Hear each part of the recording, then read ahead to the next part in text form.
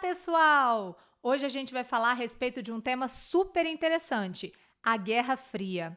A Guerra Fria começou após a Segunda Guerra Mundial e ela tem esse nome porque colocou frente a frente as duas grandes potências que surgiram ali mais ou menos em meados do século XX, os Estados Unidos e a União Soviética. Na realidade, os Estados Unidos já era uma grande potência, a União Soviética também vinha aí num crescimento bastante considerável, mas é depois da Segunda Guerra que a gente enxerga esse mundo bipolar, ou seja, esse mundo dividido entre essas duas grandes potências. Uma das potências capitalista, no caso os Estados Unidos, e a outra socialista, no caso a União Soviética.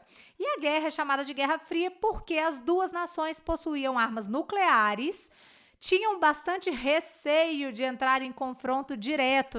Na realidade, esse confronto nunca chegou a acontecer diretamente, ok? Vamos começar.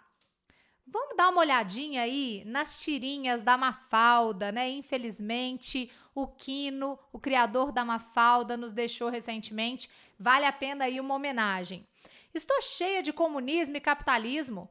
Por que não dá para viver num mundo sem opções? Detesto as opções. Oi? Oi. De quem você gosta mais, do seu pai ou da sua mãe? A Mafalda joga a boneca na cabeça da amiguinha, né, gente? Eu esqueci o nome dela. Ai, meu Deus. Mas, de toda forma, o que a gente tem aqui é um incômodo da Mafalda com relação ao capitalismo e ao socialismo. Na verdade, essa oposição desses dois sistemas, já que essa oposição, na realidade, serviu basicamente para gerar conflitos pelo planeta fora, né? A segunda tirinha fala assim, ó, diga uma coisa, pai, quando você era pequeno, as pessoas tinham medo da guerra e da bomba atômica? Medo da guerra, sim, mas naquele tempo não havia bomba atômica. Ah, então era um medinho à toa. É claro, gente, que a criação das armas nucleares mudaram completamente a visão do mundo a respeito das guerras.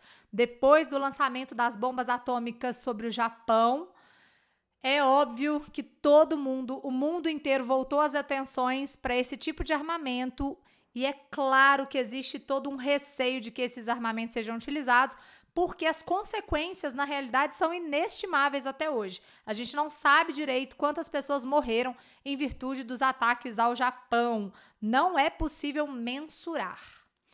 Está vendo isso? Pois de um dedo como esse depende o destino da humanidade. É só alguém apoiá-lo no botão de comando de uma bomba nuclear para o mundo explodir em pedaços. Por acaso existe alguma coisa capaz de superar o poder de um dedo assim? Uma porta. É claro, gente, que as crianças entendem muitas vezes algumas falas literalmente, né? É o caso ali do amigo da Mafalda, que entende literalmente a importância do dedo e ela, obviamente, dizia sobre as questões simbólicas que envolvem a ideia de apertar, né, um botão que lançaria, então, uma bomba nuclear. Depois de falar um pouquinho, de ver um pouquinho a respeito dessas tirinhas da Mafalda, vamos falar sobre essa divisão, esse mundo bipolar que surgiu pós-Segunda Guerra Mundial. Esse mapa vai trazer para a gente muitas informações. Depois, com calma, vocês podem pausar no mapa e dar uma olhada geral. A gente tem ali em azul marinho os países que faziam parte da OTAN, Organização dos Tratados do Atlântico Norte. Temos ali países aliados, outros países fora a OTAN, aliados dos Estados Unidos. Temos ali em vermelho escuro, quase vinho, os países que faziam parte do Pacto de Varsóvia. Ali embaixo, um vermelho mais forte, mais vivo, países comunistas aliados à União Soviética, né? Outros países aliados à União Soviética que não necessariamente eram socialistas, os países não alinhados em cinza e as comunidades, na verdade, as guerrilhas comunistas e as guerrilhas anticomunistas nessas bolinhas, né, tanto vermelhas quanto azuis. Com calma depois, deem uma pausa e observem, analisem esse mapa, como que o mundo estava dividido pós Segunda Guerra Mundial. Na verdade, ali um pouquinho mais adiante. Vocês podem dar uma olhada depois na data do mapa. Bom, E vamos falar também das organizações criadas no início da Guerra Fria. A gente tem o Plano Marshall e o Comecon, que foram planos de apoio financeiro. O Plano Marshall, um plano de apoio financeiro a países capitalistas, e o Comecon, países socialistas que precisavam de apoio. Os Estados Unidos apoiou esses países com o objetivo de que eles não se tornassem socialistas, e a União Soviética apoiou esses países justamente para que eles se tornassem ou permanecessem socialistas. A gente tem também a OTAN e o Pacto de Varsóvia, que eram organizações militares que, na teoria, tinham o objetivo de manter a paz, né? Mas eram alianças militares. Caso ocorresse uma guerra, elas já estavam formadas. A OTAN, ela é capitalista, e o Pacto de Varsóvia, é socialista. A CIA e a KGB, duas agências de inteligência e espionagem, também foram criadas ali, na verdade, foram usadas ali no contexto da Guerra Fria. A CIA, uma instituição ligada aos Estados Unidos, a KGB, à União Soviética, e toda a espionagem do período, e inclusive trocas de espiões que ocorreram ao longo aí dessas décadas de Guerra Fria, envolveram aí tanto a CIA quanto a KGB. Vamos falar da expansão socialista pelo mundo afora, né? Eu vou dar para vocês 3 exemplos. A Revolução Chinesa, que vai acontecer ali bem na metade do século XX. A China vai se tornar socialista. Isso tem tudo a ver com o tanto que a China sofreu com o imperialismo ali no século XIX, início do XX. Né? Para tentar superar essas questões, ela acaba apostando no Partido Comunista. Esse partido ele vai brigar com o Partido Nacionalista, chamado Kuomintang, mas é o Partido Socialista que sai vitorioso. Ali temos Mao Tse-tung, líder socialista da China. A China, então, se torna uma nação socialista e se diz socialista até hoje, né, gente? No entanto, se o socialismo ele pretende a igualdade social, a China não está muito adequada a esses parâmetros, não. Ainda durante a Revolução Chinesa, nós tivemos a Revolução Cultural, algo que a gente acha que foi o fortalecimento da cultura e tudo mais, mas na realidade era justamente um empobrecimento da cultura chinesa, já que tudo que não estivesse ligado ao socialismo deveria ser combatido, livros, arte, etc. Né? Então a Revolução Chinesa, na realidade, não foi uma exaltação da cultura, mas foi, na verdade, um corte, né, na cultura chinesa. Pensando na China de hoje, que se diz socialista, temos aí um gráfico falando a respeito da renda nacional de países diversos, incluindo ali a China, né? 41% da renda nacional chinesa vai para os mais ricos. É claro que essa informação ela não condiz com a ideia de um país socialista.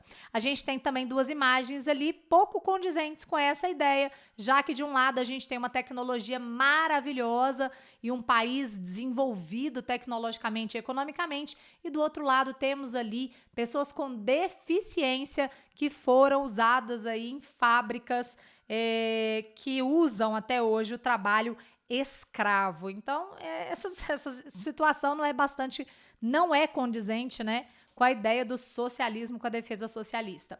Vamos falar rapidinho da Guerra das Coreias, Coreia do Norte versus Coreia do Sul. A Coreia se dividiu em 2 partes, uma parte capitalista e uma parte socialista.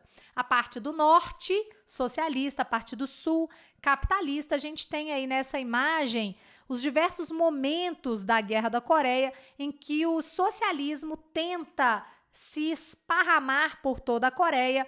A Coreia do Sul reage com a ajuda dos Estados Unidos e no final das contas, no final da guerra, a gente tem mais ou menos a mesma divisão do início, né? O norte permanece socialista e o sul permanece capitalista. Nos últimos anos, a gente tem visto, né, uma aproximação da Coreia do Norte com a Coreia do Sul. É o que mostra essa imagem, né, dos 2 líderes, o líder norte-coreano e o líder sul-coreano ali de mãos dadas, né? No entanto, ainda existem testes da Coreia do Norte com armas, né, com bombas e mísseis, que já tem aí uma tecnologia nuclear, o que gera uma tensão pelo planeta fora, inclusive também uma tensão entre as 2 Coreias, que assinaram há pouco tempo, inclusive, a paz entre elas. Durante muito tempo, a guerra foi suspensa, mas o tratado de paz não havia sido assinado.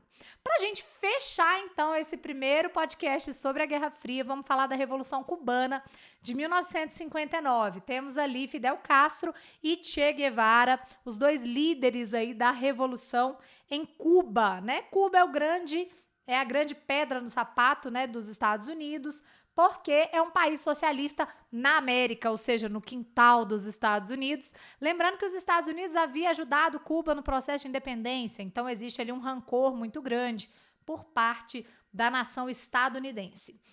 O que aconteceu, na verdade? Cuba tinha uma ditadura e o objetivo de Fidel Castro e Che Guevara era tirar esse ditador do poder, o Fulgêncio Batista. No entanto, os Estados Unidos, acreditando que Cuba estava interessada em se tornar uma nação socialista, já que Fidel estava propondo aí algumas reformas, invade a Baía dos Porcos, né? E essa invasão dos Estados Unidos faz com que Fidel Castro fique indignado com essa situação e resolva, sim, se aliar à União Soviética. E Cuba, então, acaba realmente se tornando uma nação socialista na América e os Estados Unidos acabou tendo que engolir.